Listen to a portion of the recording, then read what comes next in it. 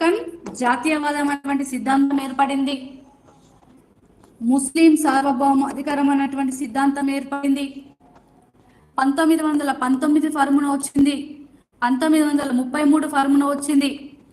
1935 Nizam subject league ఏర్పాటైంది. 1937లో Nizam subject league ఏర్పాటైంది. ఇక్కడ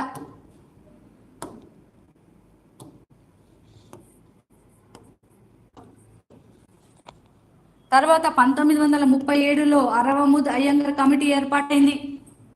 కాబట్టి ముల్కీ నాన్ ముల్కీ అనేటువంటి ఉద్యమ మూలాలు మనం 3 దశల్లో చూసినాం. కాబట్టి ఈ 3 దశలు మీకు చిన్న ఇక్కడ ఏం జరిగిందని మళ్ళీ ఒకసారి వ్యూ ఇచ్చాను చూడండి.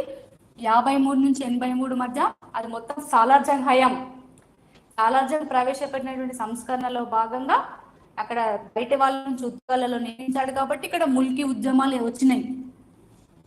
ఈ రెండవ దశకు వచ్చేసరికి ఇక్కడ సాలార్జంగ్ కావాలని నియమించాడు. కాకపోతే చక్రవర్తులు తీసుకున్నటువంటి చర్యలు ఇక్కడ 87 నిజాం కళాశాల, 87 సాలార్జంగ్ రాజీనామా, 88 గెజిట్, 94 ఉద్యోగుల సివిల్ లిస్ట్, 1991 మహారాజా కిషన్ పరిషత్ ప్రధాని.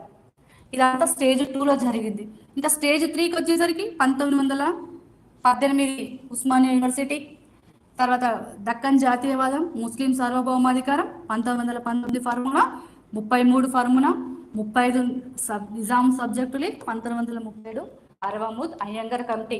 ఇప్పటి వరకు మనం ఏం నేర్చుకున్నాము అనేది ఇప్పుడు మళ్ళీ ఇక్కడ చిన్నగా రాశాను. ప్రతి అంశం కూడా ములికి నాన్ ములికిల వివాదాల నేపథ్యంలో కాన్సెప్ట్ ఓరియంటెడ్గా బిట్ అడగడానికి స్కోప్ ఉంది.